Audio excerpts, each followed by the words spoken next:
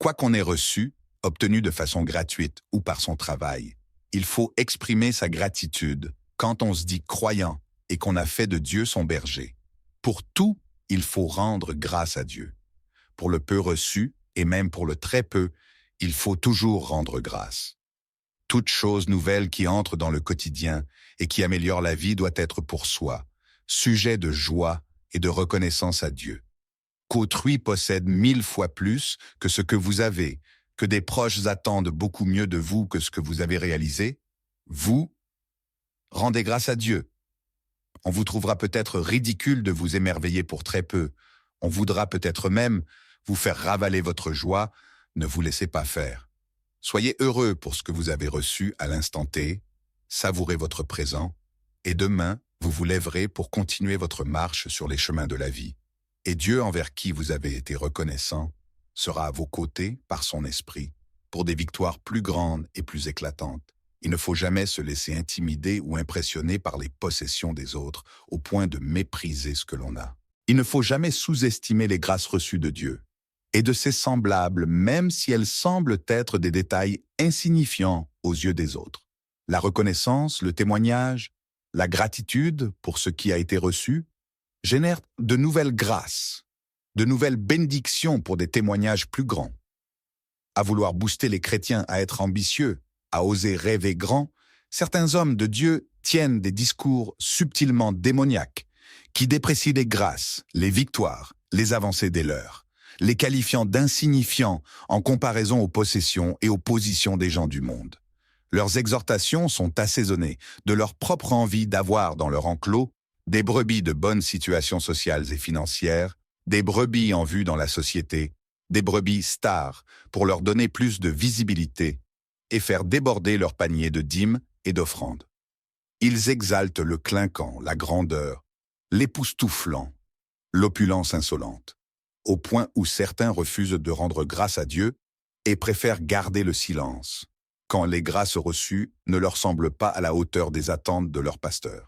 En fait, ces pasteurs ou bergers ignorent que Dieu a un chemin spécial pour chacun de ses enfants, et qu'en plus qu'il est le plus grand et le meilleur pédagogue de tous les temps. Dieu ne fait pas des géants en papier mouillé, mais des géants établis solidement en lui, ce qui nécessite leur passage d'une étape à une autre après l'assimilation des leçons de vie et spirituelles rattachées à chacune des étapes. Au fur et à mesure que Dieu donne, que Dieu bénit, il enseigne, il éduque, il ouvre l'esprit, il fait tomber les écailles des yeux. Il permet des situations bizarres et souvent difficiles pour renforcer l'être intérieur, pour donner de la consistance spirituelle, afin que ce que l'on reçoit ne fasse pas perdre l'essentiel, la beauté de l'âme, l'intimité avec lui. En 3 Jean 1, verset 2, il est écrit ceci: « Je souhaite que tu prospères à tous égards et sois en bonne santé, comme prospère l'état de ton âme. » Or, le premier élément caractéristique d'une âme qui prospère est la reconnaissance, la gratitude envers Dieu, pour la vie et pour tout. Il faut certes encourager à aller de l'avant, mais il ne faut pas mépriser la main agissante de Dieu dans l'ordinaire des vies.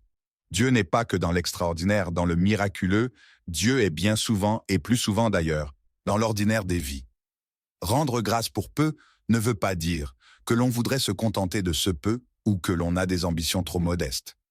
Rendre grâce à Dieu pour ce que l'on a aujourd'hui ne veut pas dire qu'on a décidé de s'en contenter, de ne plus chercher à avancer, à évoluer, à rêver à un niveau supérieur dans ce que l'on fait et dans ce que l'on est.